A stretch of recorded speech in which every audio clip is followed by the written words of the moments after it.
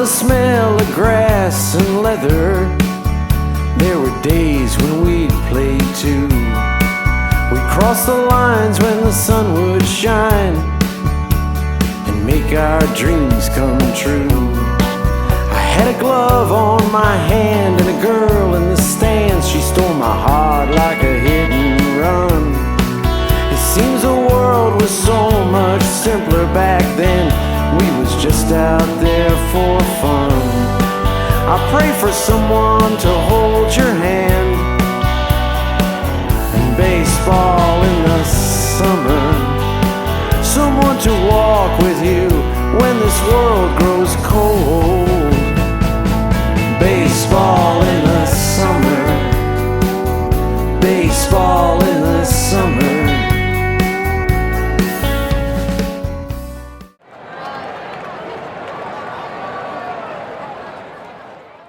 Welcome to the BrockvMac Legendary Rivals podcast series, and I have with us today the the third head coach in Brock history, even though he's really the first head coach in Brock history, Coach Mike McRae.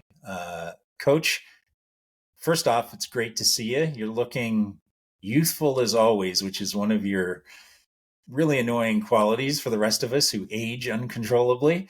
And you're obviously wearing a William and Mary baseball hoodie. Why don't you give everybody a little bit of an update as to what you're up to and your new challenge and program? Yeah, absolutely, Mike. It's great to see you. Thank you for having me on. Yeah, it's been obviously a long time since those Brock days, and I was actually gifted with a hoodie and a baseball shirt from the new regime this past summer. So I probably should have put that on this evening, but it's great to kind of reminisce about some of these things. So presently, I'm in my third season as the head baseball coach at William and Mary.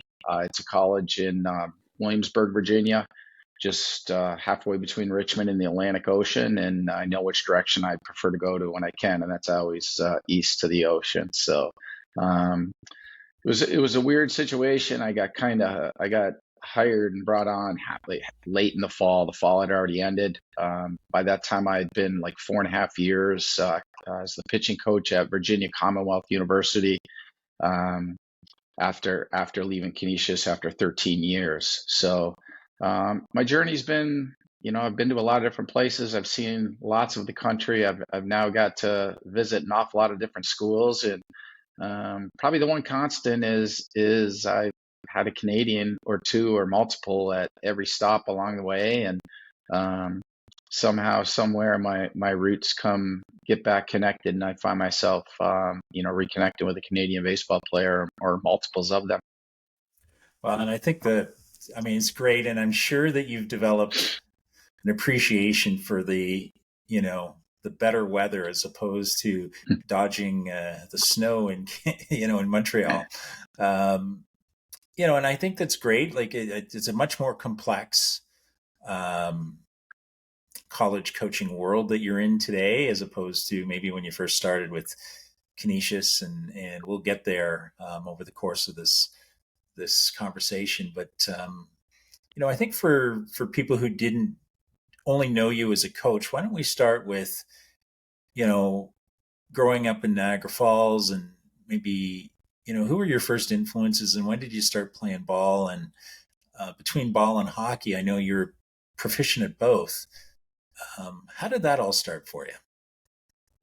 Yeah, I guess I would say I was like a lot of kids, right? Like you just played sports, just what you did. In fact, you actually went outside and played, which sometimes I think is a unique concept. I don't see much of it anymore, but it's just what life was like back then. And I was always a guy that liked the sport I was in was my favorite. In hockey, in the winter, I loved hockey, and in the summer, I loved baseball. And it's not like it is now where everybody is kind of pulling you in multiple directions. Like, I played hockey from Labor Day until spring break in March. And then, as soon as the weather broke, we were outside, and you play baseball right up till OBAs, which are in Labor Day. And it was never really a choice. I went through it with my son where all of a sudden they were starting to, well, you got to make a choice. Like, is he going to be playing winter baseball and is he going to be playing summer hockey? And really, I just went and did everything I could all the time. And there wasn't that, I guess, struggle that I think young men go through today. And I'm glad I didn't have to, because I wouldn't have been able to make a choice at that age. And chose a college to go to because it provided me the opportunity to play both. That was a pretty dumb decision. You can't do both in college. But at least they let me try to do it. And, I joke, I had 3 concussions my freshman year, 2 in hockey and 1 in baseball. And, back then they would just fire the smelling salts under your nose and send you back out there. And, the one in baseball, I had blood dripping from my ear. And I was like, I think I got 2 more innings to finish. I was afraid that I'd lose my, I'd get cut or something. So, did you get, yeah. I'm just curious because curiosity is kind of biting away at me. It's pretty hard to, unless you're barreling a catcher. How did you end up with a concussion? Because last time, and my memory might be fading after 30 years, you were a pitcher. Did you get hit with a line drive or something? I got hit with a comebacker.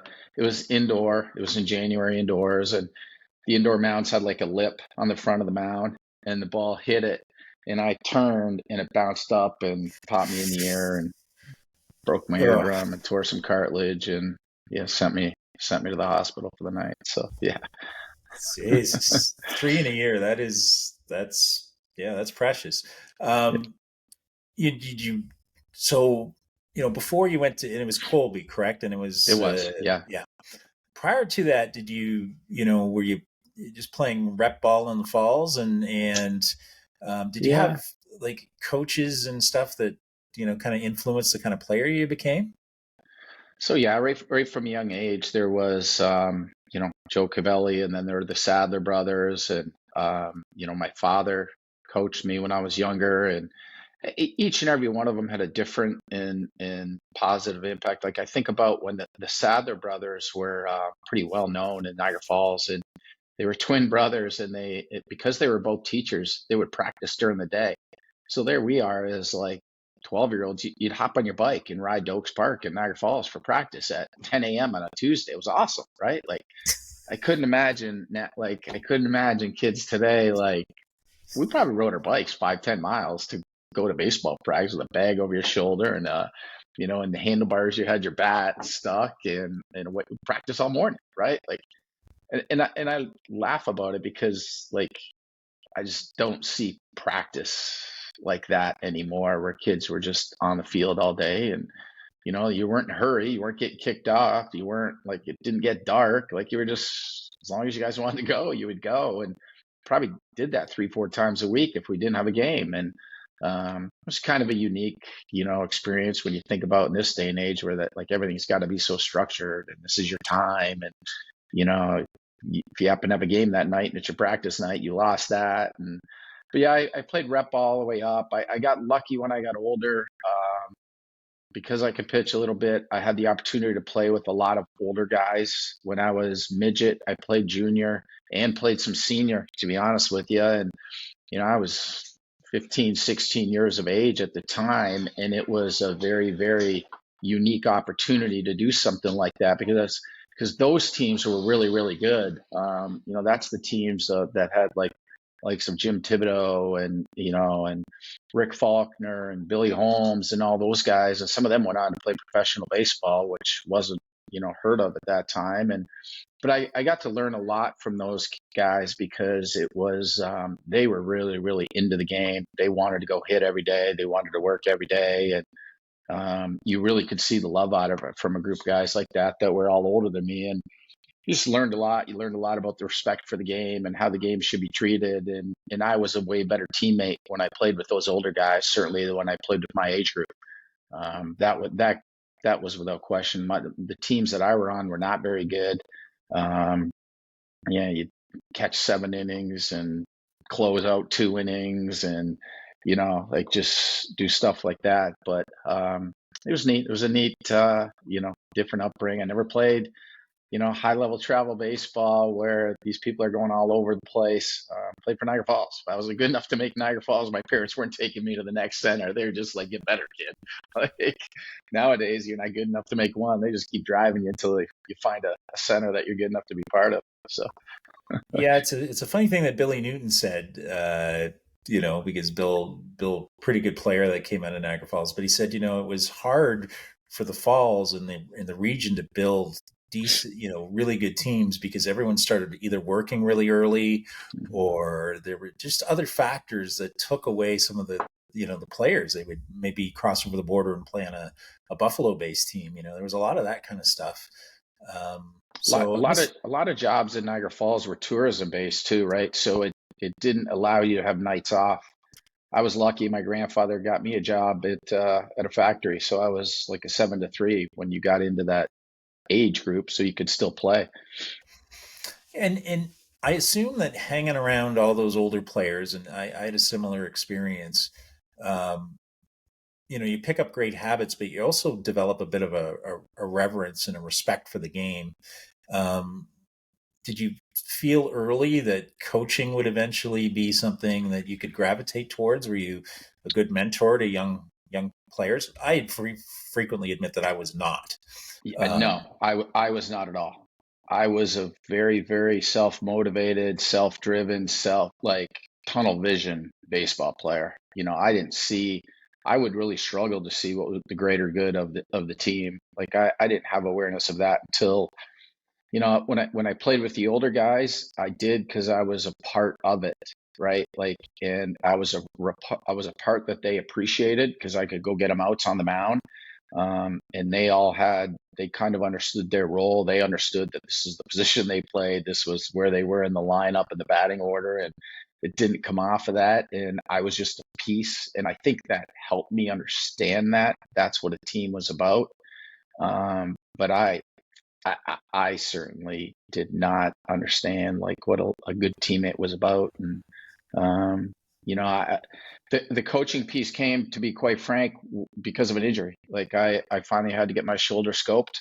I was one of those kids that I literally would close 3 games a week and then go the distance in the game on the weekend. And then I would catch if I didn't. And I didn't just kid playing baseball. I didn't think anything different. And, I think to this day about Rick Faulkner, and I remember people getting mad at his coaches because he was throwing the best breaking ball in the Niagara region when he was, 12 and 13. And people were like, he's going to blow out his arm. And his dad was like, this is his World Series, man. This is his glory time. Let him have it. And we used to joke about that. Rico used to say to me, yeah, my dad was just like, who cares? If you got a chance to go win the CNE tournament and I'm going to throw 140 yackers today, that's what he would do, and nobody would hit it. So it's just the way it was. But eventually it took its toll, right? The wear and tear of that. And eventually I broke down, and it was actually while I was hurt that I started doing some coaching with Team Ontario and some things like that. And really, really, I enjoyed it. I kind of allowed me to start thinking globally, and it's not just a one way to do things, and not let's find different ways to help people get better and understand the game. And you start to see it through a much bigger lens. And that's when I really became to appreciate it. That's super cool. Now, did that, maybe I think it's really a unique perspective as someone who was recruited to go to the United States that now recruits Canadians, or has for a great portion of your career, recruited Canadians to play in the United States.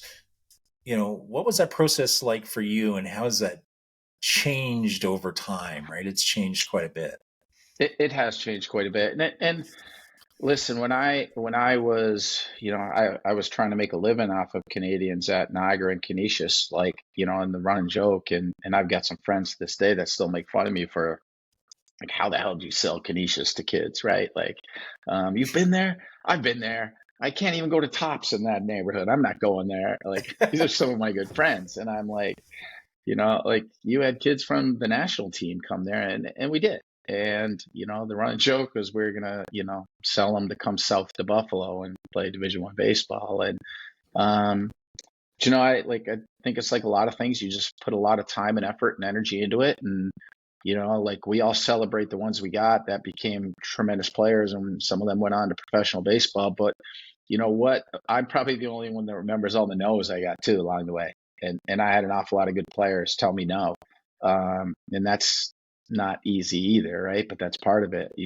With everyone, you just got to, go back to the drawing board and keep trying. And it's probably one of the good things, personally from my move south is, that regional recruiting kind of has a different landscape now than when I was up there. And I didn't have a choice when I was up there. If I wanted to build a good program, I had to get some of the better kids from Canada to come south, and it worked.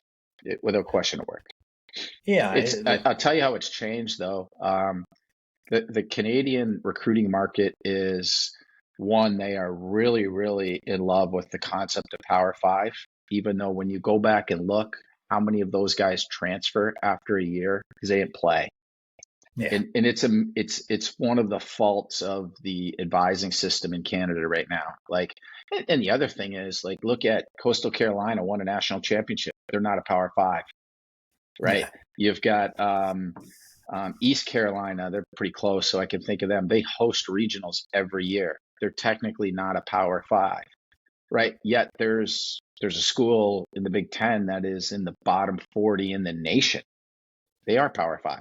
I just, if you ask me, if I was a Canadian kid looking to find a home, there's no question which way I would go, but they get really, really wrapped up in that, even though that's not in their best interest. And the other thing is they're really, really late to the party. So what happens is a lot of monies have been spent and a lot of opportunities have moved on.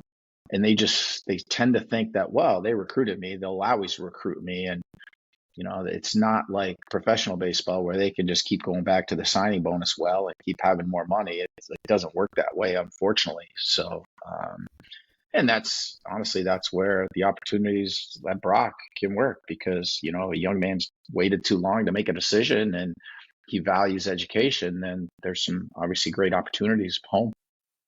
Yeah, we'll touch on that. You're a unique figure in Canadian university baseball, and then we had an American that came over from the United States to play on the 1995 team, and we'll get there in a minute.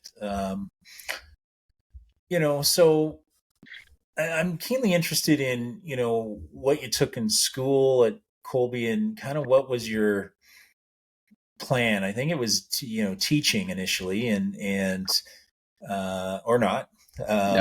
No. Okay. Listen, so I didn't know what I was going to take when I went there. I ended up in a freshman class with a professor who was the former budget director for Jimmy Carter, the president, and he was awesome. Because I didn't feel like I was listening to a professor, pull out the textbook and lecture, and he was telling the stories. He's like, I'm in the White House and I'm telling Jimmy we can't do this, and I was like, oh wow, this is real life stuff. And so I ended up becoming a government major, which in retrospect was probably not the best decision, but I did it just because I had some very neat professors. My advisor was every year he's the guy on TV that's the kind of one of the authorities on the presidential election, and I had a Maine Supreme Court judge as a professor. So I just found it interesting. My plan initially was go to law school. And as a Canadian, I could not get funding for it. I got accepted to a couple. I wanted to stay in the U.S. I've always wanted that as a goal, and I just couldn't. I didn't have funding for it. My parents, couldn't support it, and I couldn't even find a loan program to fund a Canadian to go to a U.S. law school. So I ended up going home for a year, and I worked. And while I was home, I ended up going and starting my master's in education at Niagara, and I finished that in a year. It's one of those 12-month concurrent programs, and I did a little bit of teaching in the beginning. I certainly did not have a love for it. Dealing with a group of unmotivated people really, it was a struggle for me. And as you know, in the coaching world, I struggle to this day with unmotivated people. So that's about as yeah, shocking an answer as the sun rising right there. yeah, So Mike, let's touch on, so it's interesting. A lot of people really don't understand or don't know, how the Brock baseball program was born. And, it's kind of funny. I joke about we hired this first, Ted and I kind of had this half-baked idea, and we hired some coaches that didn't really fit that idea very well. And I still joke to this day that they both probably got put through the wood chipper like Fargo. I never saw them again, never heard from them again. We don't know what happened to them. But I do remember when we first interviewed you, it was in the London Arms in the bottom of the Penn Center. And, like there was a point, and I don't know whether you remember this, but you had to go to the washroom. And the thing about Ted is he was a psychology major, a very perceptive guy, a very smart dude. And you got up and went to the washroom, and he looked at me and he said, "This is the guy." And because you had a plan, like there was an actual plan and a vision that kind of aligned, but our stuff, we knew we were close to the border. We knew there was a great stadium. We knew there was this fledgling league that we had some exposure to because it was run by Oshawa guys. But you came in with an actual plan and a vision for the program. And, I'd never seen anyone just step into what was a really half-baked opportunity and all of a sudden take it by the throat and say, this is where we want to go. What do you recall about that, the discussions around Brock and, a few discussions with Ted and I before we interviewed you, and then that interview, which was, held in a pub. It wasn't exactly in an office building somewhere. yeah. I guess, like, obviously the college game, I coached youth sports, but the college game had obviously massive appeal to me, and here's why. Like, there's a development component that is awesome, right? Like, you get into youth sports, you get into travel ball arenas, and it's more of a, prepare for a competition type scenarios. And like, the development part of the game is always been a focal point of mine.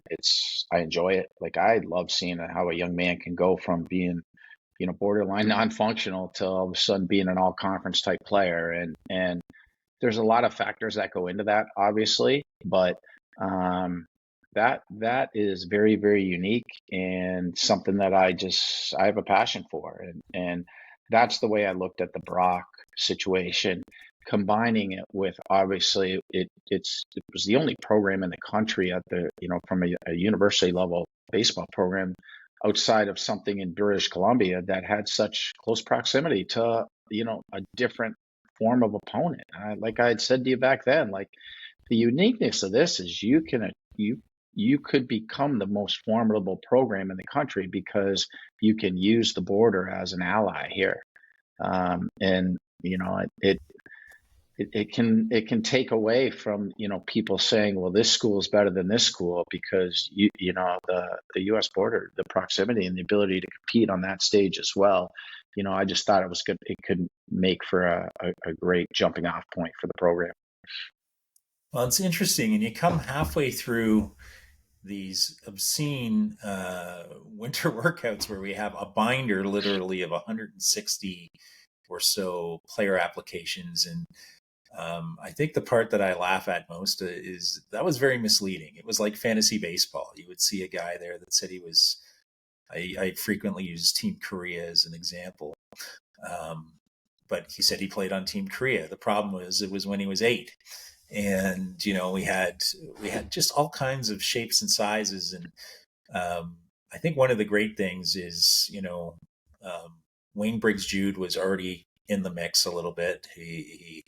And Wayne's a great guy and kind of a very stable type of individual. So your initial workings were with him because we didn't have any other coaches quite yet. And, you quickly got rid of, or maybe Ted and I were part of that, but Cardis and Sharp were quickly out of the mix because they were very old school thinking, summer rep ball type of guys. And that was definitely a step down from the coaching that we had and that we were anticipating. But you brought that up a whole level. But what did you think of this unwieldy mess of 165 people gathered in a gym throwing those indoor rubber compressed balls, and it's all over the place? There are people who are great players, and there are just such a diversity of talent. I assume for a coach, you would see it differently than me as a prickly, rep player who's like, I don't want to see any of these house league players here. This sucks. What was your viewpoint on just having the sheer number of people that were out for tryouts? Yeah, I looked at the number part of it as a very, very, positive, because you just don't know. Like you have no way of knowing what the numbers are going to look like from that standpoint, right? So I thought that was a positive, to be honest.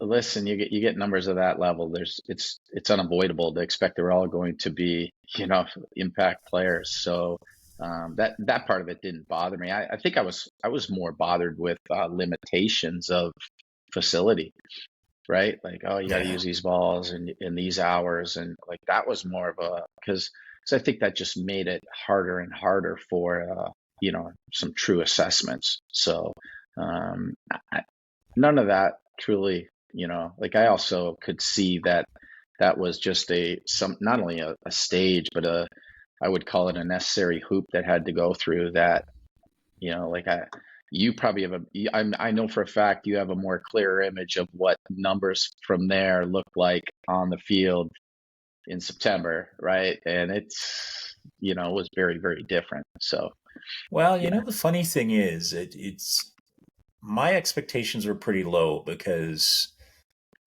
St. Catharines and Niagara, and I'll speak frankly here, not exactly at that time a baseball hotbed, right? They weren't playing high school ball like they were in Toronto and the GTA.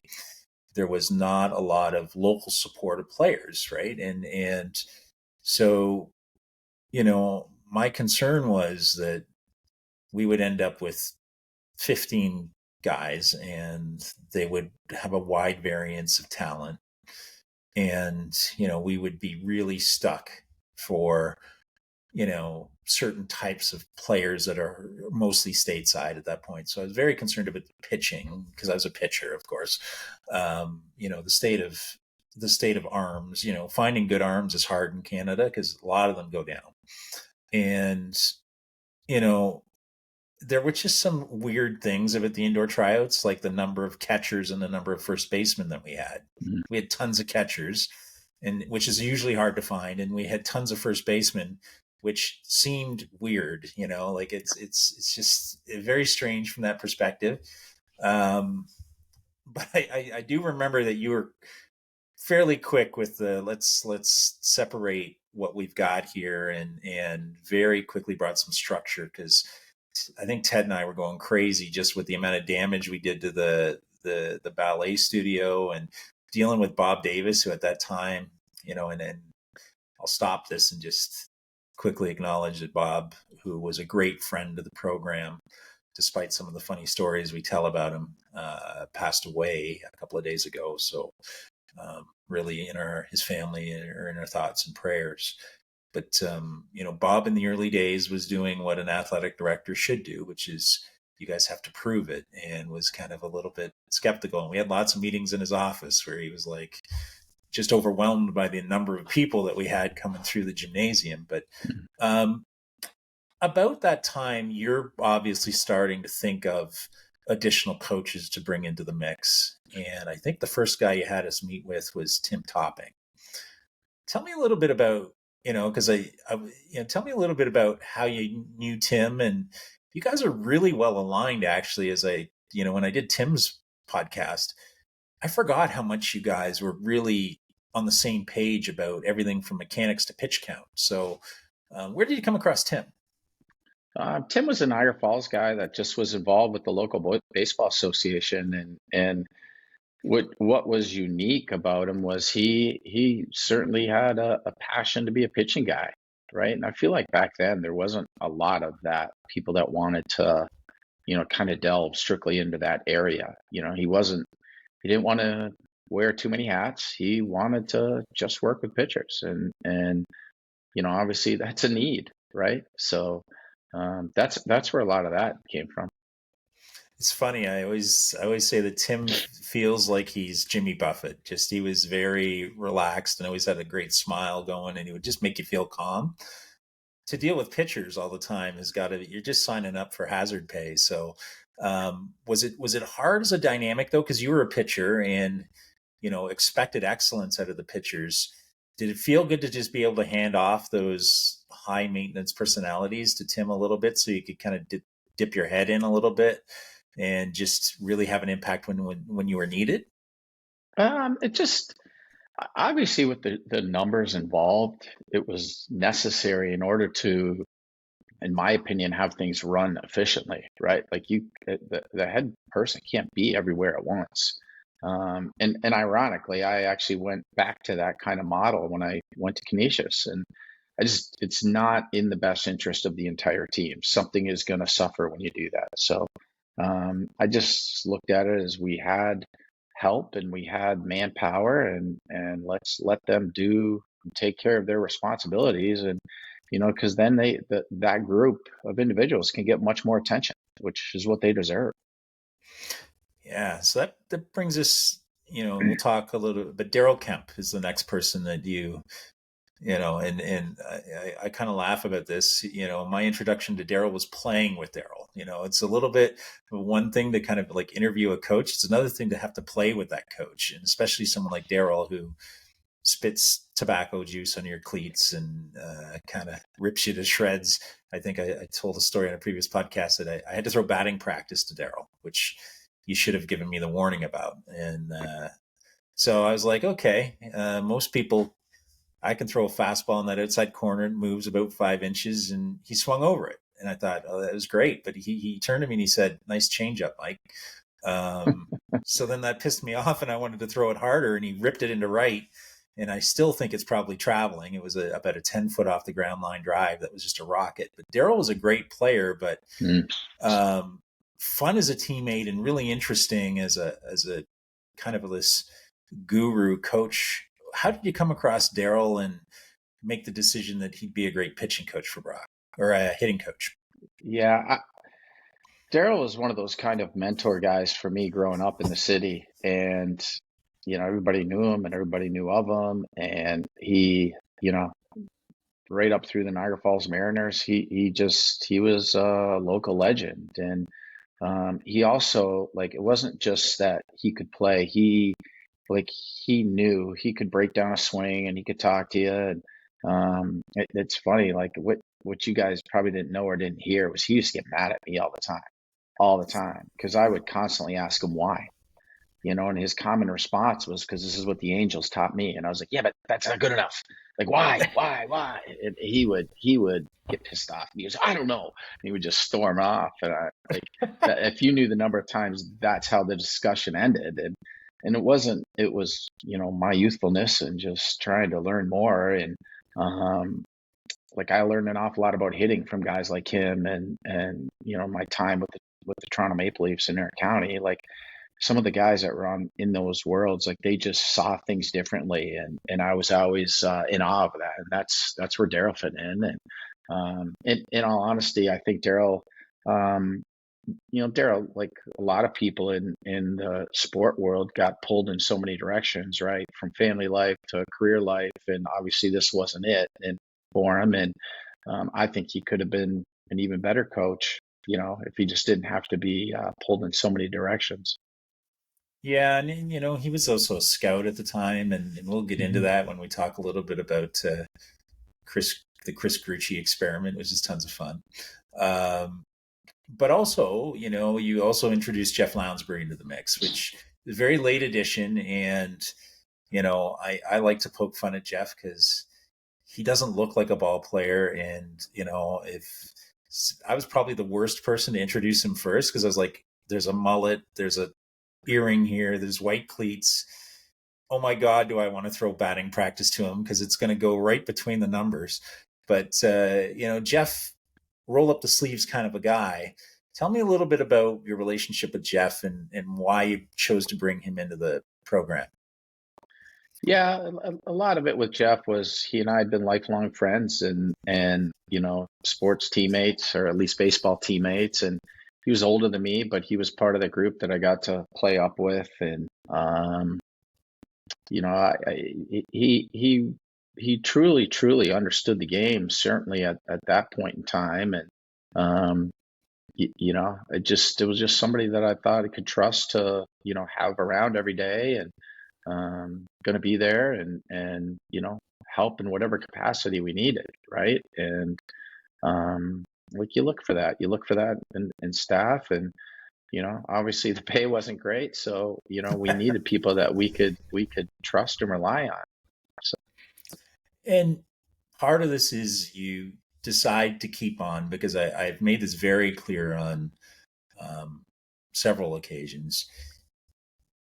We had a very clear understanding, which I appreciate. First off, one was that Ted and I had no input whatsoever on players because that's your world. And we did a little bit of scouting and tried to recruit a little bit during the summer. But once the players were in the mix, that was your world. And the same with the coaching staff. So there's a lot of integrity. And I talk about that integrity comparative to other programs that I've been a part of where there's nepotism or there's this or there's that.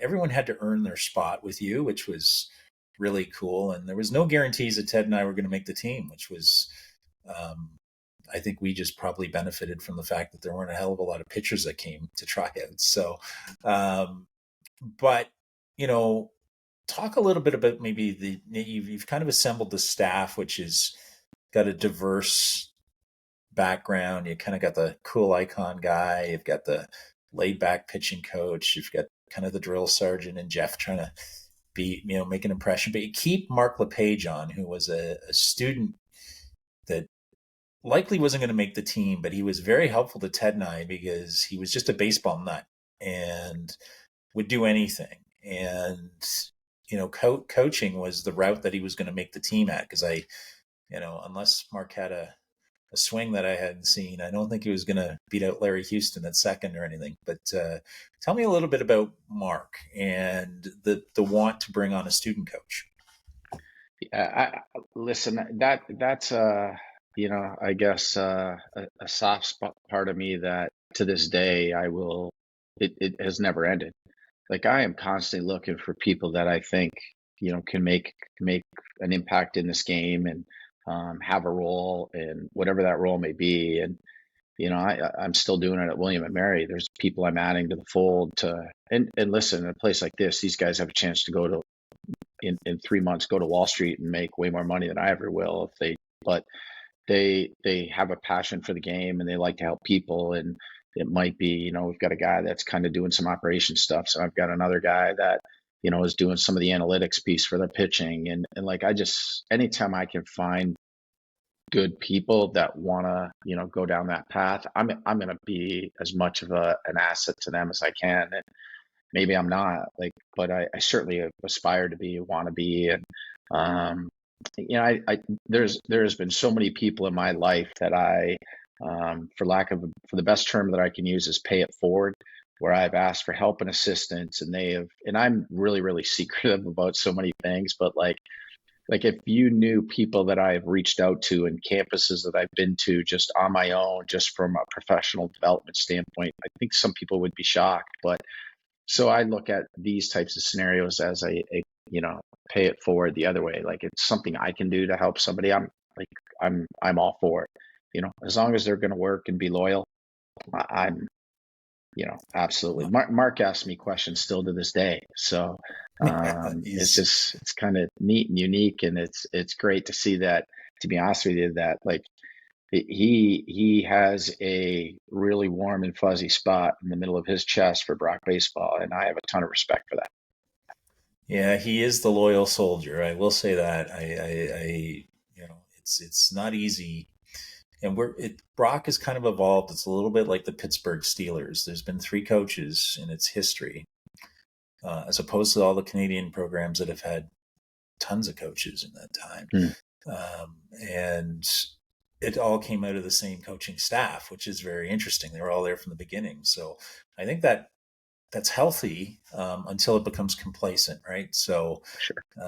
very interesting from that perspective. Can you tell me a little bit about the preparation for the first training camp? And I tell this story pretty accurately, I think.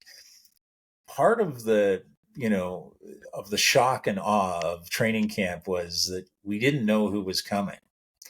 Hmm. And, so you're very aggressive about recruiting in the summer.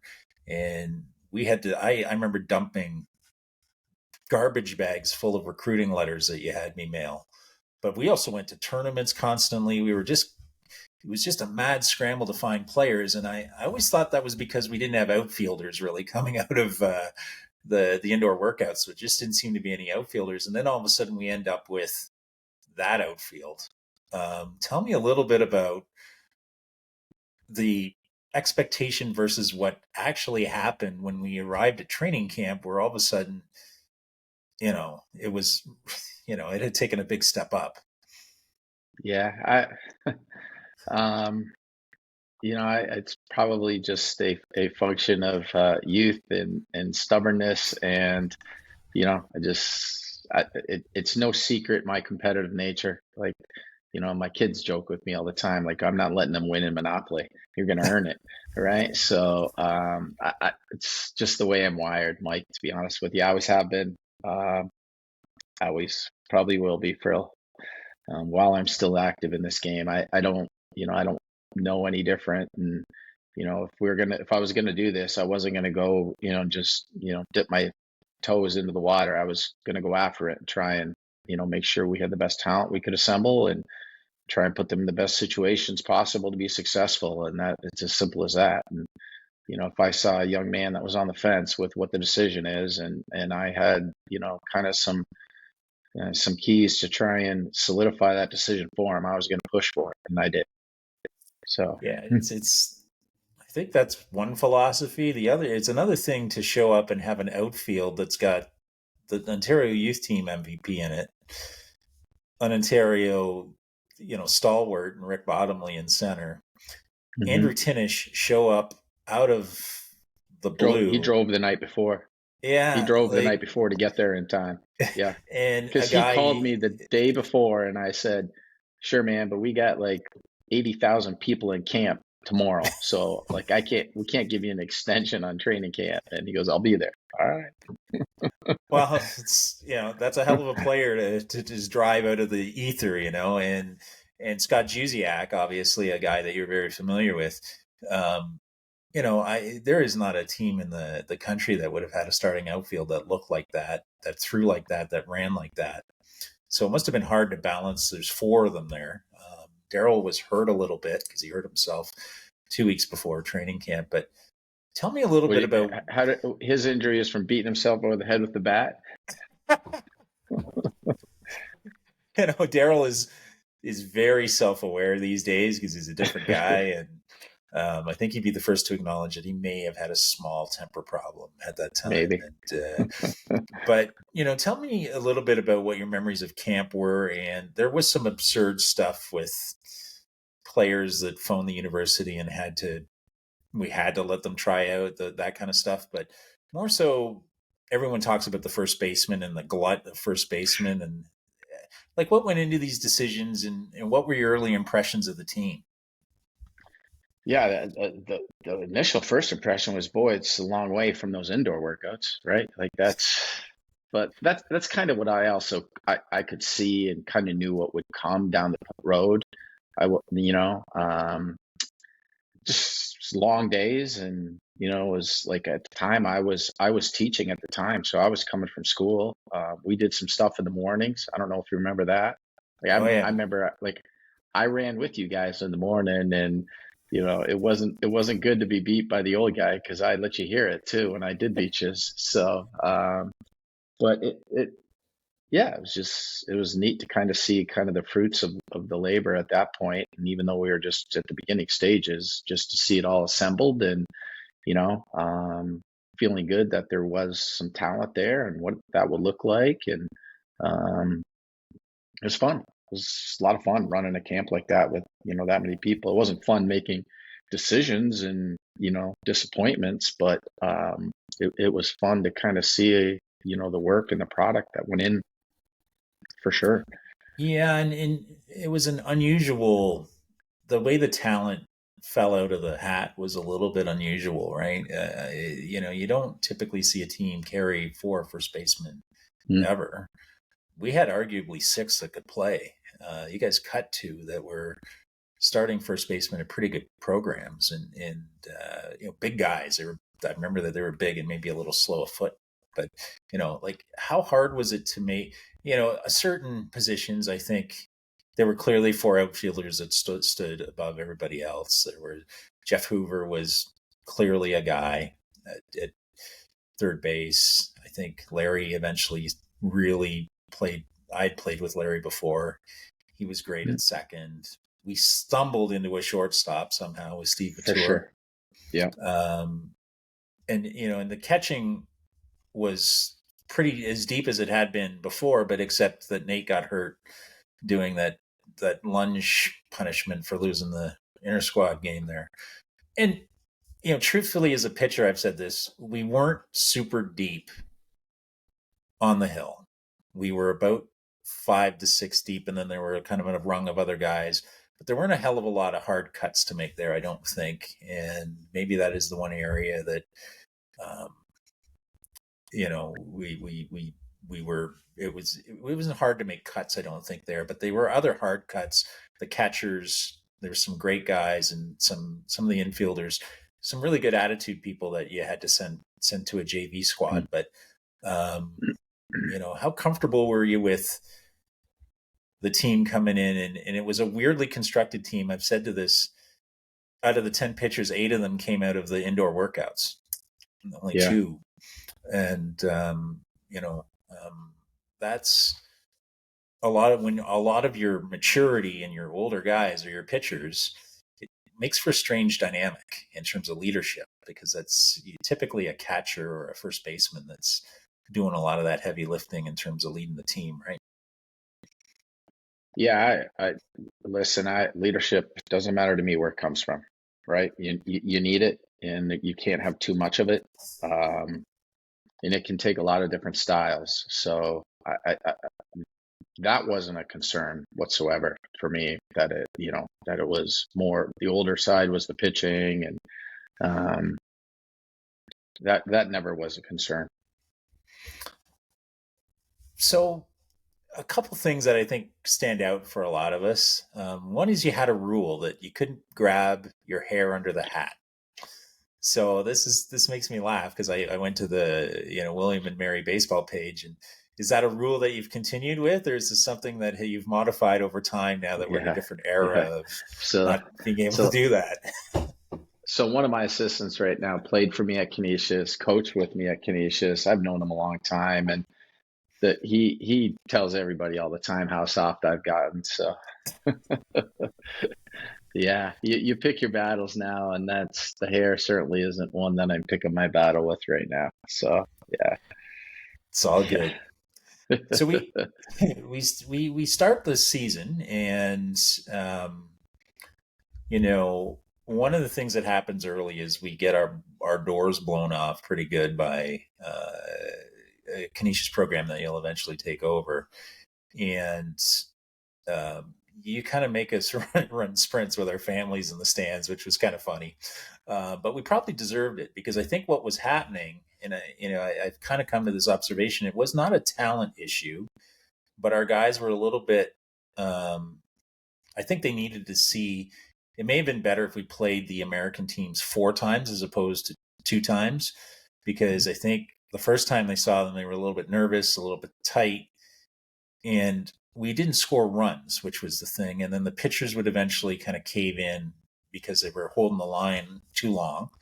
But we would usually do better in the second game of a doubleheader because everyone had now seen one of the big differences for me between American and Canadian baseball, which is American pitchers tend to be tall right-handed guys who throw fastball slider, and Canadians tend to be less mechanically sound but throw a lot of fastball curveball. So it was a different pitching sequence, and our hitters, I think, struggled a bit with that and were a little intimidated and maybe a little bit nervous initially, tried too hard. I don't know. What were your thoughts on how we stacked up against the American teams early? Because it got better as the season went on, for sure.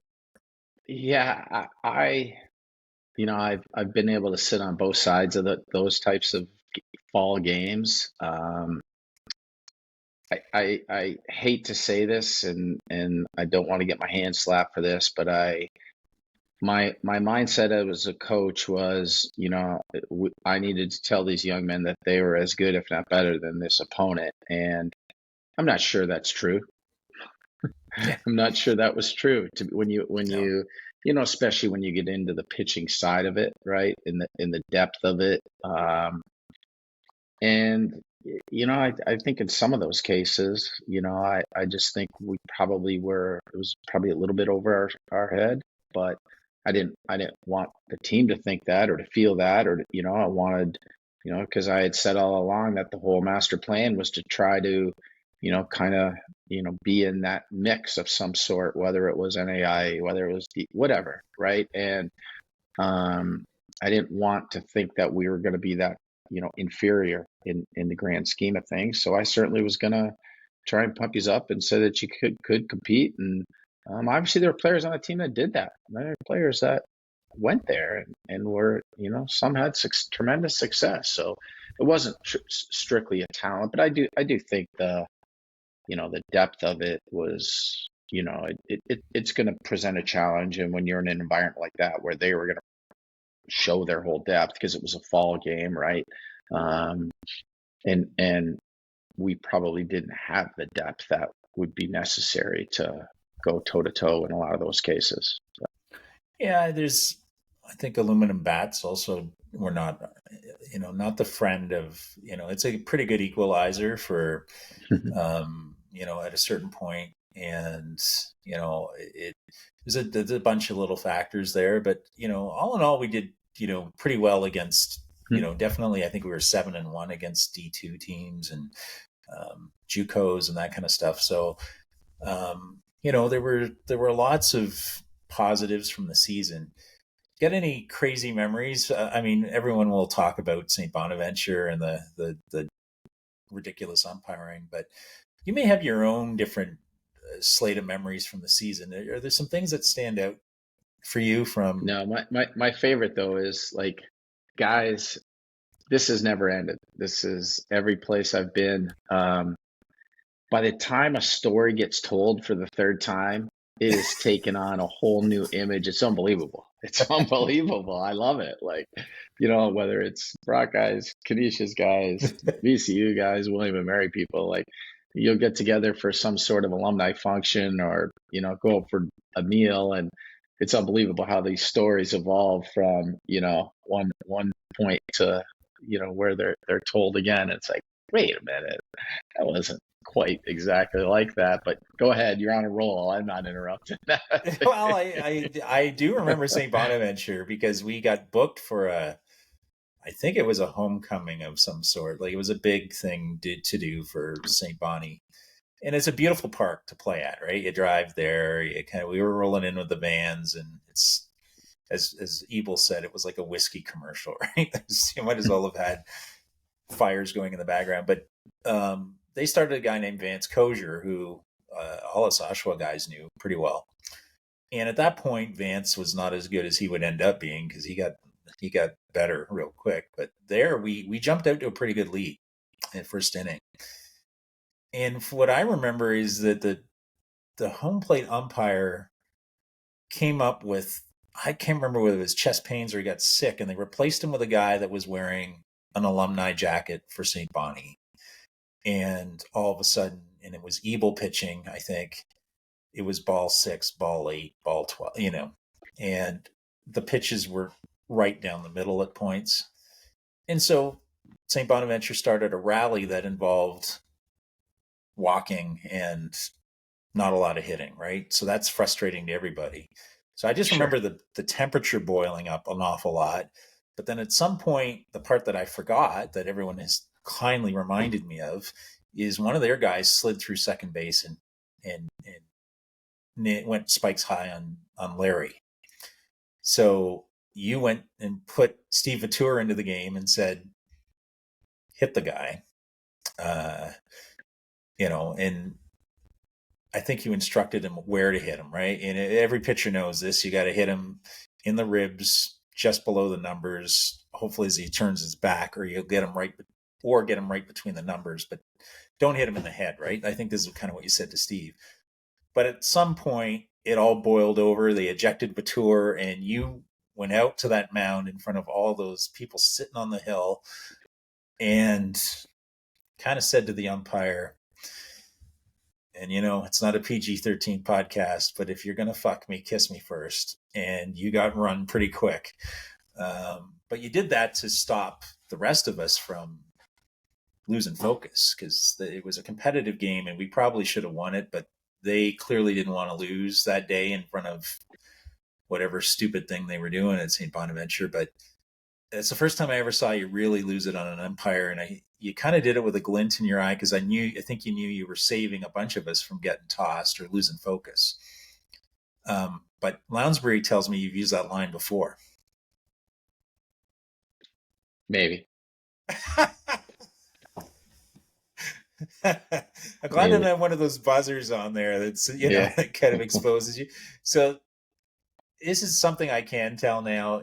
One thing that you are that immediately let me know that you play chess in a world of people playing checkers was we had a practice. We'd just been on a big winning streak. I think we'd won 6, 8, 10 in a row. And we had a practice in Thorold. And at some point near the end of practice, you went bananas and kind of threw stuff around and said we were not doing stuff and we were complacent, and you just kind of read us the riot act and then made us run a bunch. And it's the only time I ever talked to you after practice, and you're sitting there in the stands and it's about an hour after practice and you're smiling, and you said, "Did you like that?" I said, "What are you talking about? I hated it. I had to run." He said, "I did that on purpose because I felt we were getting complacent and it was to shake things up." Were you that in tune with the psychology of the team that you would do things on purpose to, shake off things like complacency? Yeah. It doesn't mean you're right all the time, but like you are constantly trying to maintain like I don't think you can be too loose, and I don't think you can be too wound tight, right? Like there's that happy medium that you need to be in competitive excellence, and trying to steer the ship between those two shores all the time is a constant battle for, I think, any coach. So it's something you're always striving for. What I've probably learned more so over the years is that it's very, very different it's got to be more individually based. Like that type of tirade would actually probably scare another player into the worst, into a lesser place than he should be. I think I probably just hoped at that time that I got more in the right direction than less. Right now, you try to manage those things more of an individual basis because everybody handles it different. You may have these 3 players that are complacent right now and 2 others that are still sitting on edge. You got to find a way to get them all back to that happy medium. Yeah, and that comes out in some of the podcasts. We had some sensitive people that probably needed a lot of hand holding and that kind of stuff. And then you have others that are, a lot of the Oshawa guys came out of that Ted Stone, Doug Stone coaching tree where it was like they'd run through walls and were too intense maybe sometimes. It's interesting. I think it's probably a good time to talk about, coaching against Rick Johnston and Don Graves, we see, there's the obvious, the George Brown of the world, where we could hardly probably contain them. They were never going to beat us. Let's just put it that way. And if they did, that you should have run us until we had nothing left. But one of the things that was surprising was all of a sudden these Canadian teams had taken a huge step up from the previous year. And, the McMaster team is floating out a guy like Brad Reeson, who, that's a top end guy. And U of T's got those two lefties, and they've got Rick coaching them and Andy Green. You must have been happy to see the development of the sport take a big step up, because the quality of the coaching was really good. Absolutely. Like, yes, it made things more challenging, but the growth of the game was good for the whole game, right? And good for the whole league. And having, some unbelievable people involved in that was, it was a testament that the entity itself had an opportunity to be something special. So I thought that was awesome. Yeah, and maybe a little reflections on, like every coach is going to have some players that would be people they leaned on, or the odd one that probably frustrated you. It's, after 30 years, I don't think anyone's going to take that personally. What are your reflections on the players you were coaching at Brock? And, I always look at it as a little bit of unrefined diamonds. They had some upside. And that's a really cool part of the process, is a lot of people had their best year ever playing under you. But there were some that openly rebelled, and others that were, frankly, probably pains in the asses at times. Tell me a little bit about your reflections on some of the players and what you remember of some of them. Yeah, I don't listen. It was all nothing but positive for me. Like, it was a neat experience to be part of, kind of growing something in its infancy, where you could, because you're at the beginning stages, you could kind of mold that clay, to a large aspect. And I enjoyed that part of it. Like, I took pride in that and thoroughly enjoyed it. And, probably more than anything would, like, my frustration would come out when I didn't want it. I did not want it more than players do. And it's hard sometimes, right? Like, people have a lot of other things going on in life and a lot of other interests and priorities. And when you're at a college age at a Brock University, not everybody wants to still make the majors. And I probably wanted everybody to still have those aspirations, right? And that would be the only thing I would have said, is like, I just wanted them to want more, but that's probably, I have some of those conversations today with players too, right? Like, like, you're immensely talented. Why don't you want more? Like, why do I want it more than you want it? So, but no, it was a really, really neat and unique thing. I had a blast with it. I really did. So. That's amazing. And I don't think, this is something that I've never talked about, but Ted and I talked about it. The plan was, or at least our plan was, to, because you were carrying, the education that we were working pretty hard on the university to look at bringing you on to faculty so that you could be a coach that actually worked at the university. That was kind of what we were trying to achieve. And at the same time, you were also looking to get us into NAIA baseball, so that we had a regular conference play to butt up against what was going on in Canada. There was always going to be this dual scenario where we looked at I remember the discussions were about 35 games in the fall and maybe 15 in the spring to get to about 50 total. And that lines up really well for, Canadian players that need more refining. Maybe they go to the States afterwards and you've had a chance to kind of teach them.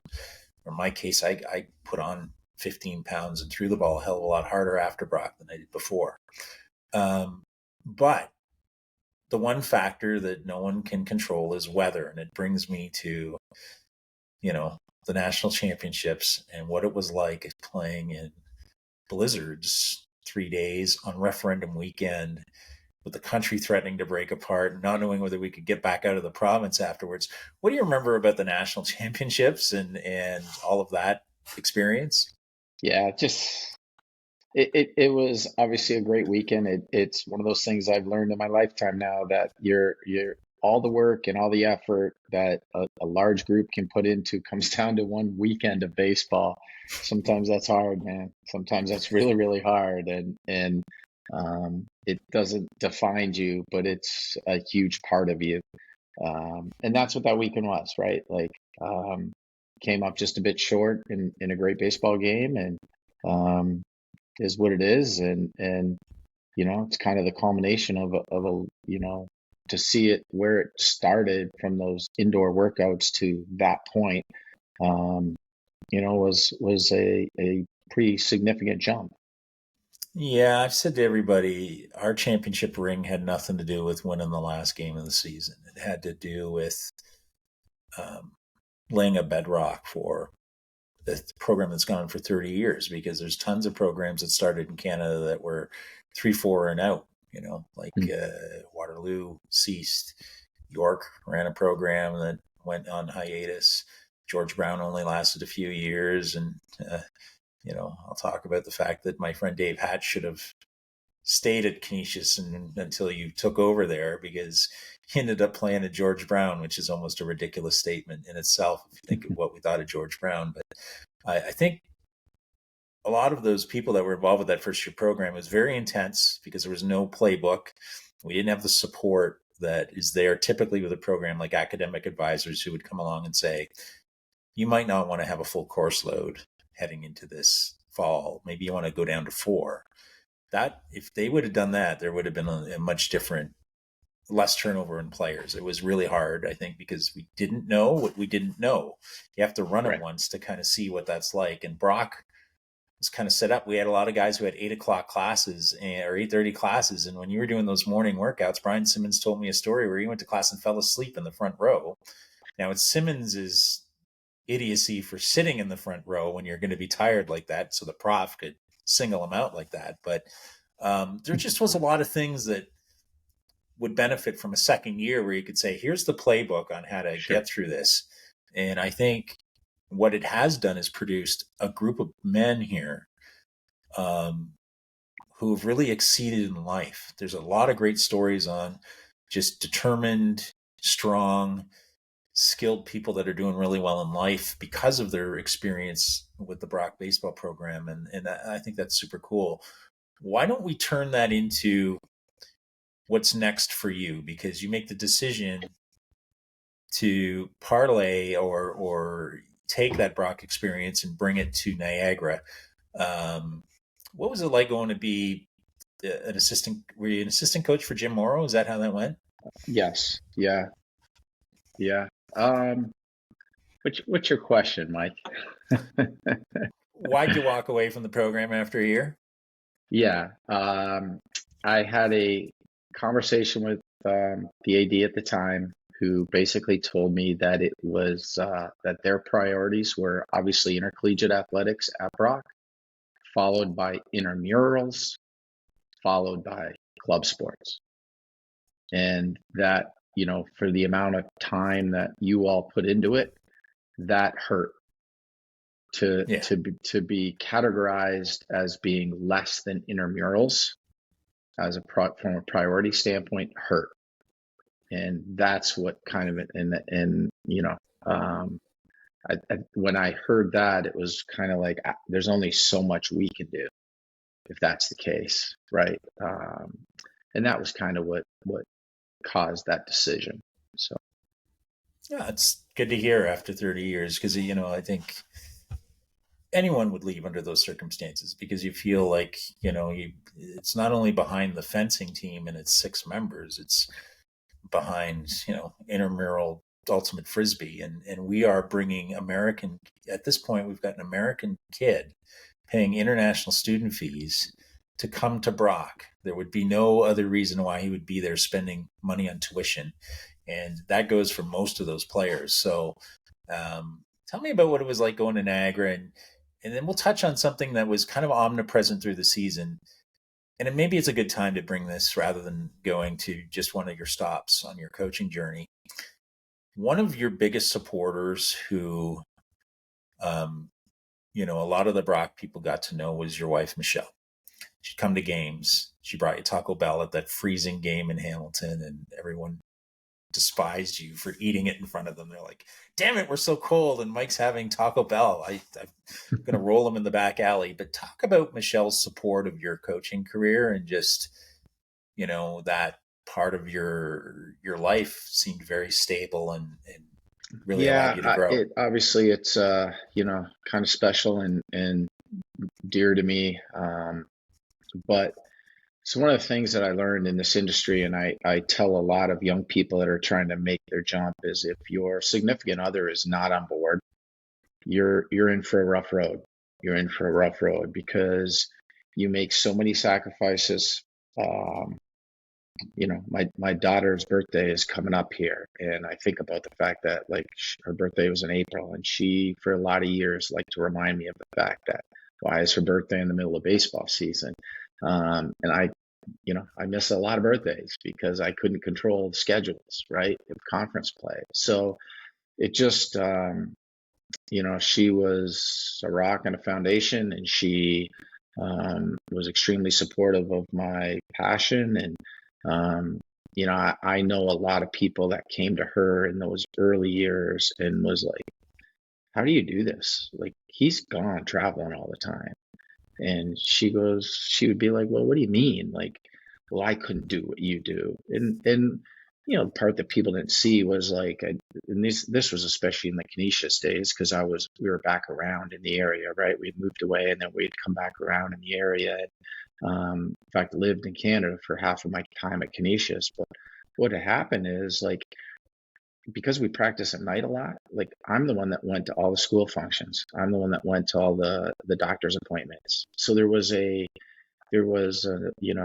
mutual understanding there that, like, I was trying to do my part as well. It's just that there were times that I was not available and couldn't help, right? And and I didn't do a whole lot. Like, when I first moved back to the area and took the job at Niagara, like, I did nothing but go to work and go home to my family. Like, I had no life. It was about a year later that she said to me, we've moved back to the area. Are you going to go see your friends? And, that's when I started playing like pickup hockey again. It was just as a way to, it was at 9:30 at night. Kids were in bed. And she had some show on, and it was like, oh, that's your time to go. It was a Tuesday night, and away you go, right? So, it's obviously very, very important. And if you're going to try and choose a career like this, and to have the support and respect and understanding, and obviously I had that. I was very, very blessed and fortunate. And, Yeah, we'll touch more on it in a bit here. It brings us to Canisius, which I don't want to gloss over the time at Niagara, but I feel that it was prep school for the big cleanup job that you had to do. So I met the previous coach at Canisius, and let's just say that I'm sure that you were walking into a situation that required almost a complete reset button. Tell me a little bit about the challenge of taking on a Canisius program that probably had gone through its expiration date some time ago. So when I took over, it had come off of 3 straight seasons of 4 wins and 40 losses. The time there's 293 Division I programs in the country, and Canisius was 292. Some people would say, well, there's only one way to go from there, right? It was weird that it ended up there. Niagara dropped the ball with my visa, to be honest with you. That's why I ended up there. I went there. I called the AD to recommend my assistant from Niagara, and he says, I want to talk to you. And I'm like, no, thanks. I don't want to go through another rebuilding project. I just finally have accomplished that, and I like where we're at. And he goes, no. I'll make it worth your while. And literally that week, Niagara dropped the ball with my paperwork. So that's why I ended up there. I remember coming home from meeting with the AD, and my wife said, "Can you do what you just did at Niagara there?" And I was like, "Yeah, it's going to be without question. Like, it's got a better facility. It's, yeah, well, go for it." And literally, that's how it happened. Everybody likes the story, so I'll tell you one. Very first team meeting, it was Monday. Classes started. It had been sent out to everybody. Sure enough, a kid walks in 5 minutes late. And I knew who it was. Like, again, the calculation, there was some calculation behind it. I knew who it was. And he walked in and I said, "What's your name?" He said. I go, "Do you know what time the meeting was?" "Yeah, it's set for, 7:30. I go, "And you're late?" "Yeah, coach, I am." So, "Best of luck to you. You won't be playing baseball this year." Ended it right, and it's fine. I remember we lost a lot of players after year one because they didn't even practice on weekends prior to my arrival. I'm like, "But we play on weekends. Why would we not practice on weekends? This is like, Division I baseball. Like, what are you talking about?" So I remember my boss said to me, "When is this going to end? Like, after year one with players leaving and cutting and stuff like that?" And I'm like, "You don't know?" "No, what do you mean? As soon as we start winning." As soon as we start winning, you watch. And I think it was after 2 years we made the conference tournament, and it's actually in the MAC. It's still the longest running team to qualify for the postseason in any sport in the school or in the conference. To be honest with you, ever since year two, they've made the tournament every year since. And of course, we had 40-win years, multiple 40-win years. We went 3 straight years of facing and beating 2 of the 3 first-round draft picks, including Marcus Stroman. We beat him his Duke year. The next year, we faced Carlos Rodon on opening day. We beat him, and as a year he went, third overall, second overall. And then the year after that, we went to a regional and faced the first rounder from Toronto at Missouri State. He got us. So we were 2 for 3 of first rounds in 3 consecutive years. But That's quite an yeah, accomplishment. it was a rebuilding project for sure. Yes. Yeah, there's a lot of dust on that program, and it's great that you were able to bring it out of the shadows, as it were. Um, and there's lots, I think, that's on the public record of what you accomplished while you were there. What would you say what prompted the decision to leave Canisius? And, is there anything that you learned during that time that differed from your Brock or Niagara experiences? And did you feel that players were changing too a little bit? Yeah, my decision to leave there came from a few different factors. One, I had just gone through, obviously, the passing of my wife. I thought it was just time for a reset for my whole family. So that was a massive, massive part of it. Secondly, I didn't feel like I kept being told that we did not need any more help. We keep winning. You don't need any help. And I always, we were not fully funded scholarship. And I was like, you realize those 2 players could get us to win how many more championships, could get us to maybe go win a regional.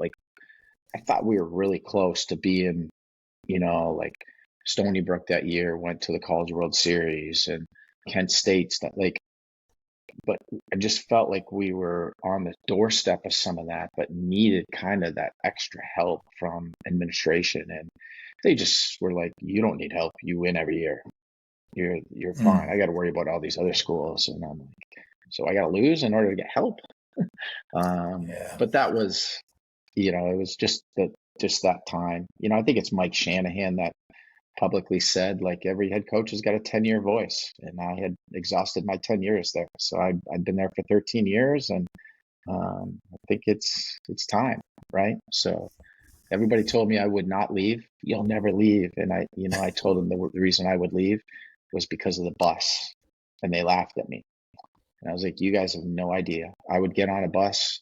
I would go to work every Thursday morning. We would have a morning workout about 6 a.m., whether it was hitters, pitchers, bullpens, whatever had to be done in the morning before class. We would get on the bus at 1 in the afternoon, be on it for 12 plus hours, play Friday, Saturday, Sunday, get back on that bus and get off the bus at 4, 5, 6 in the morning. And 3.5 days later, we would do it again. And I would do that for the first 6 weeks of every season. Like it just, and then it's the middle of August and you got a conference series in New York City and you're back on the bus. Like people have no idea how much it just beat the heck out of you. And I just had enough of the bus, to be honest with you. Probably was the greatest factor and the one that people laughed at me when I said, but it was real. It was real. Yeah, it's the manifestation of the grind. And, look at the Brock program came as a result of my brother dying. You get this immense amount of emotion that comes out of you. You don't really expect it and you don't know how to manage it. And you find something that is a new challenge to do that. When you lose your wife to something like cancer, which has touched so many lives, I'm sure that you just don't know what to do with this overwhelming emotion that's there. Was it really healthy to relocate to Virginia? I assume at this point you relocate into Virginia and take a step back and work as a pitching coach. Was that healthy at that time in your life for you? It was great. I didn't have to. I didn't have to be the disciplinarian anymore. I didn't have to fundraise. Like I just, I actually thought I could become a better teacher of the game, to be honest with you. I really, really jumped into some of the, the analytics. I got involved heavily with TrackMan and all of that before it's become popular because we played at a professional stadium. So we had all that at our disposal. So I thought it really helped me make a jump in the coaching industry, to be honest with you. And honestly, it was great for my family. Like it was immensely valuable for my daughter to get into what I would call a way more realistic lifestyle. I got her out of Lewiston and into what normal people do. Like people were working in order to make a car payment or to support tuition and things. And not that she had to do that, but at least that's what she was surrounded with finally. And I thought that was really, really valuable to her. And then to be honest with you, like my son, I don't know if you knew this, but my son has kind of jumped into, the Twitter sphere and has built a brand for himself to the point that he just recently took a job with the Boston Red Sox in the front office. So he goes to work every day at Fenway Park. And I can tell you emphatically that if I don't take the job at VCU, that's where he first started getting acclimated to both TrackMan and Synergy. He was building scouting reports before Perfect Game and all of these other entities.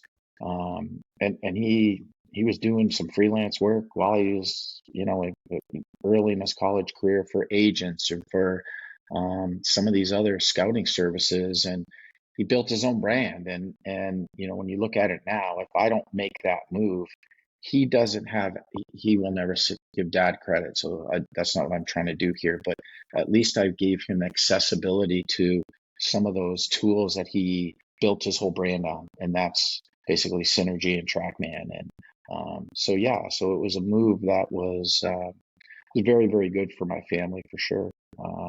And I'm going to say good for me as well. I'm not on the bus as much, and I certainly have appreciated the weather. Yeah. So, well, some of us still have to freeze our asses off. So, and then the analytics piece brings me to it's just a fun subject for us to kick around because, I know that you were very much one of the early adopters of pitch count limits, different arms, getting different looks into the mix and those kinds of things, which, look at when you started off in 95 with people like Ebel and I, and Green, those are not guys that you'd have to shoot us to get us off of mounds. How has that changed? And, is that a philosophy you still, it's a struggle, right? Because you had people like Nolan Ryan, who a lot of people idolize, obviously, who is a big believer that this is not helping the game. But, you got John Smoltz every World Series fighting it too, right? Like he bashes it. Yeah, but you've So got results are another thing, right? Sometimes. here's the thing, Mike. I've gained, I guess, a notoriety because I've built a pitching system called the 3-man crew with the K, of course, right? Because it's marketable that way. I didn't really talk about it, do anything about it, but I brought it from Canisius to VCU. My second year there, we were top 10 in the NCAA in like a gazillion categories that were important, right? Like strikeouts per nine and whip and ERA. Like we were in the top 10 in the top 10 in the country in like 4 or 5 of them. Continued that system since coming to VCU, or excuse me, since coming to William and Mary. And like last year, I think we were 9th in the country in ERA. We're like we've become a national pitching, entity, and it is without question because this system that we utilize. So now what I've done is I've gone out and spoke at some national and regional conventions about it. And it is very, very analytically based. It is very, very, we limit usage. And like, again, at the end of the day, what people don't realize is like, we're not losing people to surgery, which one of the reasons you have a better pitching staff is because your number 2 isn't on the shelf all year under the knife, right? Like you're automatically better because your number 2 is on the field and not in a hospital bed. So it is something that has grown. It has grown immensely. I get calls about it. I get emails about it every week, asking questions and talking through it. And I've had become less secretive about that. So It's kind of fascinating because you were a pitcher that pitched in an era. Oh, for sure there is. Yeah.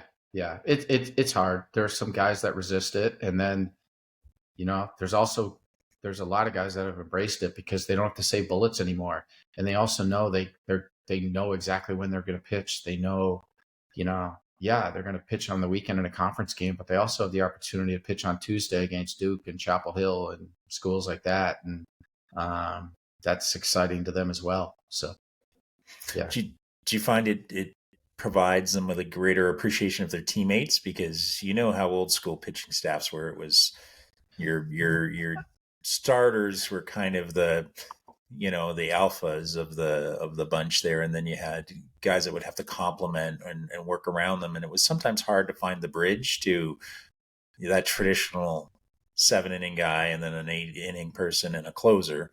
The system must work a little differently than that, I would suspect. It does. We basically roll 3 guys out a game for 3+ innings is what we do.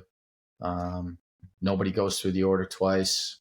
They're usually about 50-55 pitch outings, right? And they can go attack. They can go attack right from the get-go, and they know in 5 days they're going back out there again. So their between outing routines are really, really rigid, and they know what that throwing looks like. They're not okay, well, I don't want to throw too much today because I might be in the bullpen tomorrow.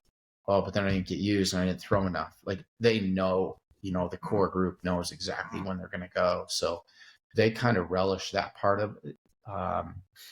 Every once in a while, a guy's like, I want to keep going. And it's like, yeah, I know you do. But like we got the perfect matchup because it's the 4th inning.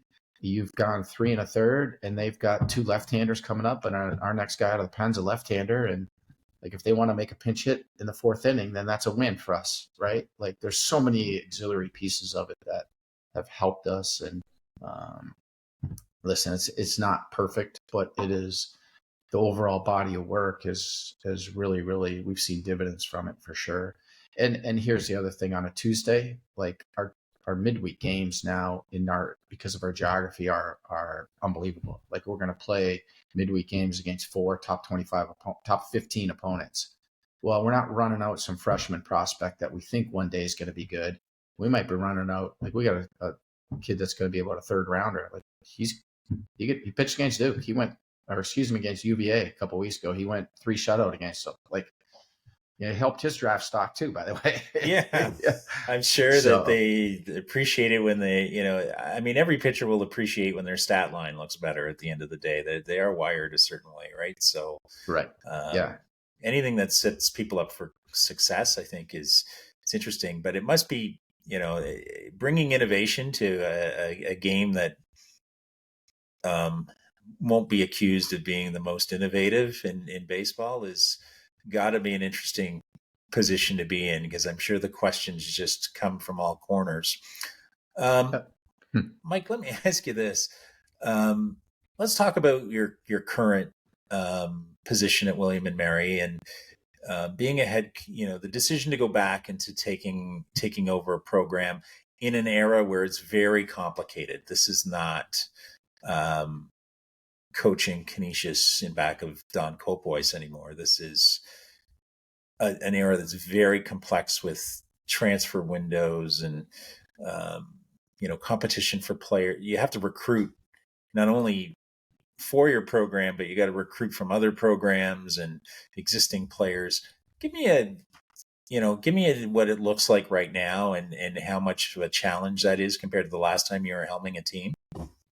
Yeah, it's the game has changed. I listen. There are parts of the game that have changed for the better. I think the talent at the Division I baseball nowadays has gotten immensely better. Right, like the draft has gotten smaller. Pro baseball has less players. They have less teams. All of that is a factor. You are still at the tail end of some COVID years, so you've got guys that are staying in college baseball longer. So the game itself has gotten really, really good, I think. The state of college athletics is not necessarily moving in the best direction. When you look at the transfer portal and you look at NIL money, I just don't, it's not necessarily what I signed up for, to be honest with you. Like, we joke about how many weddings of players I've gone to now, and it doesn't happen if you're a one and done.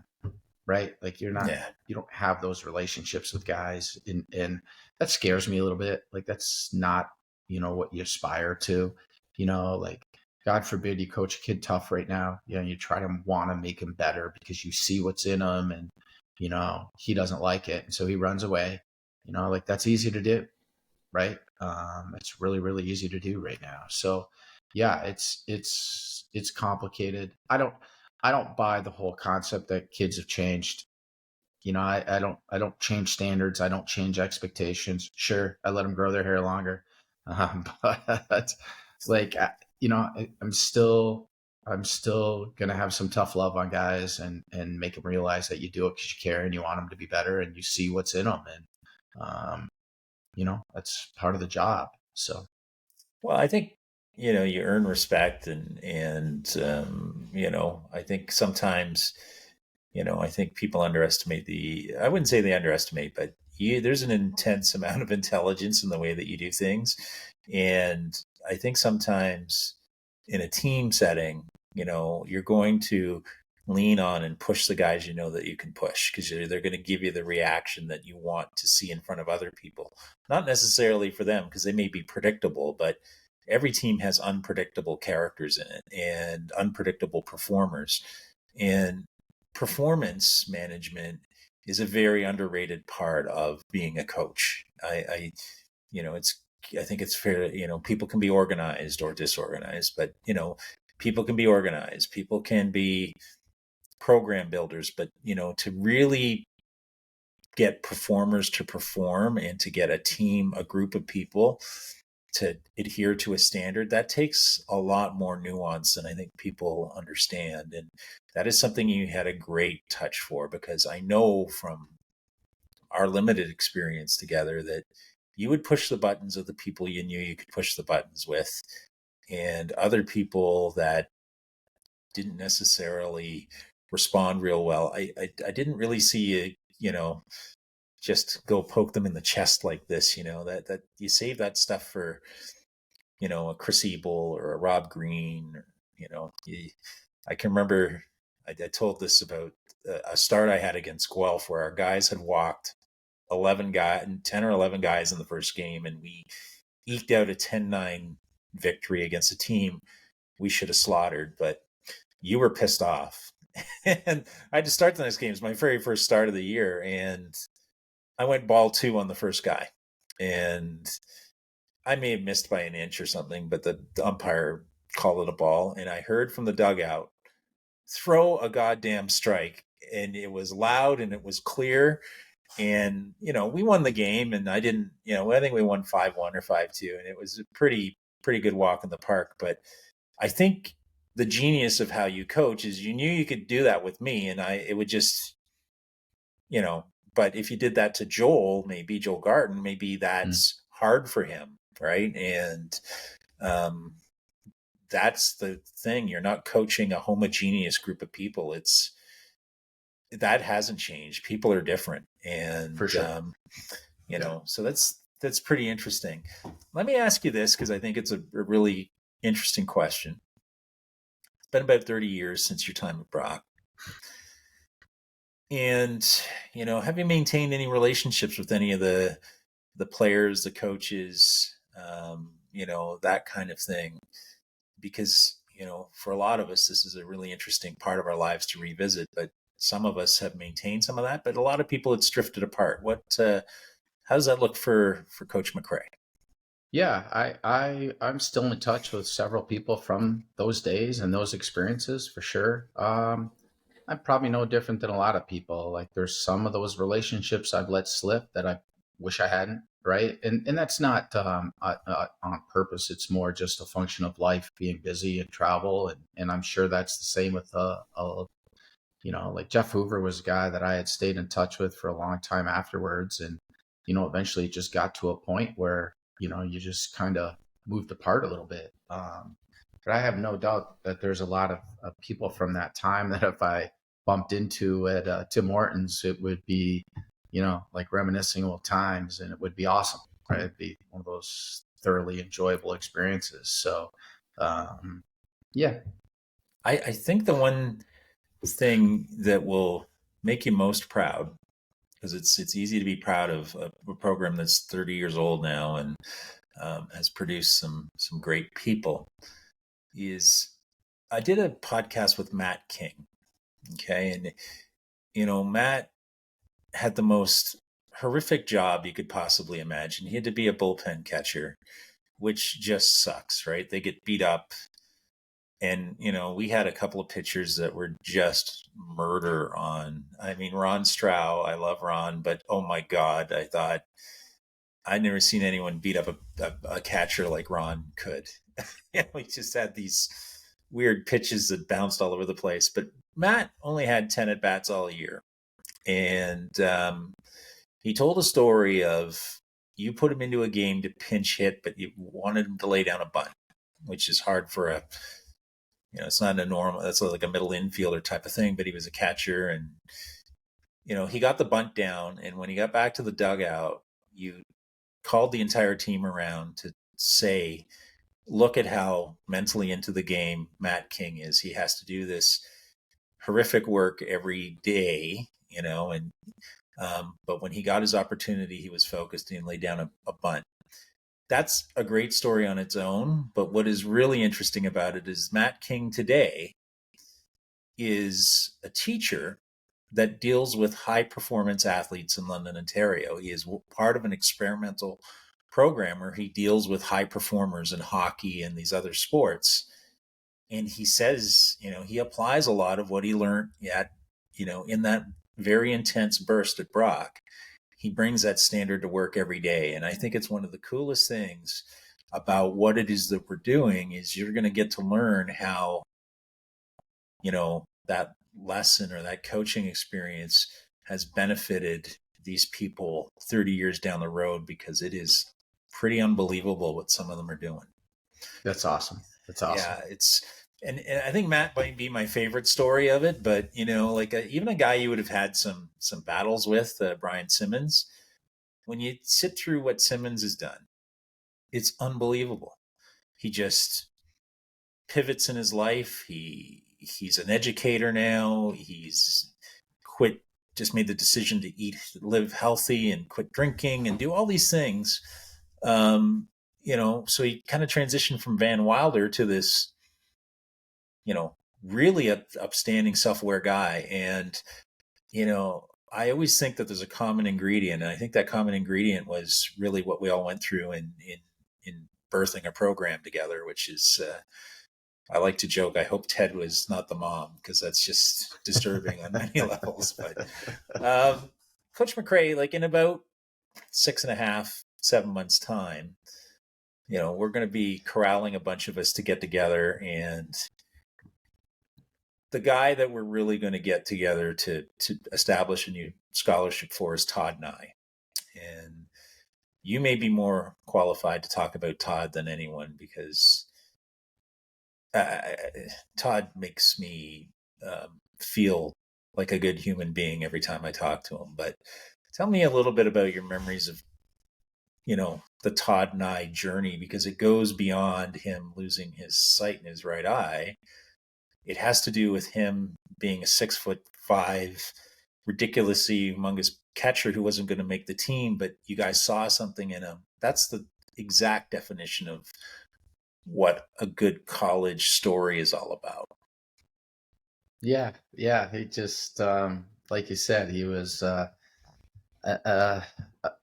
an oversized young man at the wrong position. But like he like a lot of Canadian athletes, he had some skill set, right? There are some things that jumped out at you, and you try to project what that size can do with some arm strength, and what is it going to look like in a different manner, and that's kind of what we saw. Like, let's try this. Like, what do we got to lose, right? Like, it's kind of you've got the ability in a program like that to create some of your own experiments, and he certainly was one. And he's an unbelievable person, and like that, it makes it easier when that's the case. Like, if he'd have come back with, no, I'm the next Buster Posey, then that all of that may have been for naught, right? But he didn't. And so you try some things because and he loved being around the group, and it made a lot of that much easier to try and see what we could do with him. I don't know if I undertook an injury of that nature on a baseball field, whether I'd ever want to step back in between the lines. And I say to him all the time, I think, you were usually the guy standing on the front step of that dugout. We joke about this all the time, where, Daryl Houston would throw his bat, or he would swear or something, and he couldn't get by you. You were there at the top of the dugout. So it wasn't like those old school managers that would sit beside the bench coach. You had to walk by you if you made a mistake. So that kind of intimidated a lot of guys. But I think all of us will be on that top step of the dugout, because Todd's going to be able to pitch for the first time in 30 years in front of his wife and kids. And that, I don't have the words for that. I think that is something that'll make us all, we're teammates for life, but, it takes something like that to kind of reestablish, why we're all teammates for life. Sometimes, right. We all go through adversity. There's a lot more that's greater than the game.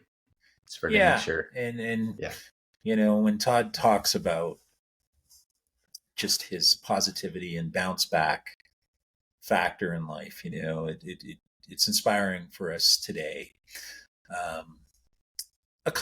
Last couple things. Yeah, you're gonna lose me shortly here, so I got to pack for the road tomorrow. Very quickly, Coach McRae, what is the most absurd thing that you remember of that you carried through from your time at Brock?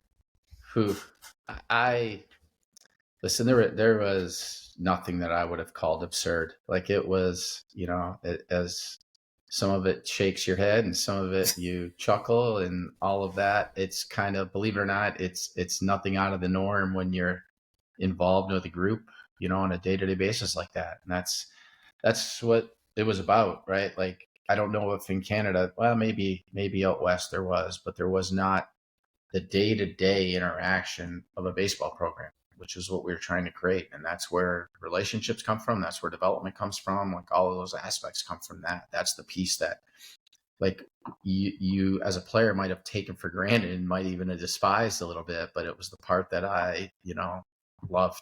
So the only thing I despised was that bloody thing that you did where you lined us all up in the base path and you blew the whistle. You had to catch the guy in front of you. If you caught him, you had to do 50 push-ups. That was the worst single drill, other than the duck walk thing, that I've ever had to endure. So hopefully you've retired that one. I can't imagine that you would do that. That was worse. We had hockey players, lots of hockey players that said that was worse than suicides. You know, and I think maybe the last thing would be, you know, how was do you feel that the Brock experience was kind of really your starting point to the journey that you're on today? Like, was it, you feel that you look back fondly and go, that's where it started for me. That's my path to becoming a professional coach and Canada's, you know, really shining star in the NCAA in terms of being a coach as a professional endeavor? Yeah, it was obviously it's kind of it was a very, very fertile ground to try and, you know, learn, develop, grow, you know, experiment, right? You could try some things and absolutely was, you know, it was a very, very valuable time. It's one that I certainly don't take for granted and I'm very appreciative of. So absolutely.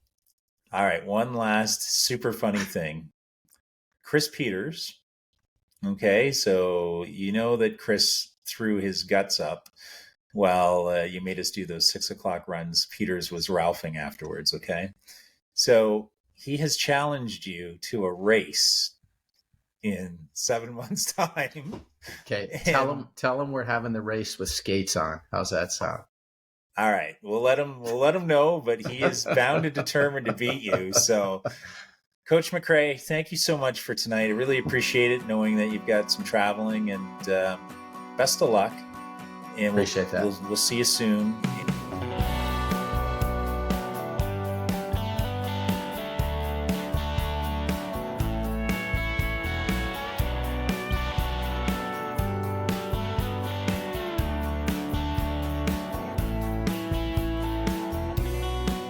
Well, the smell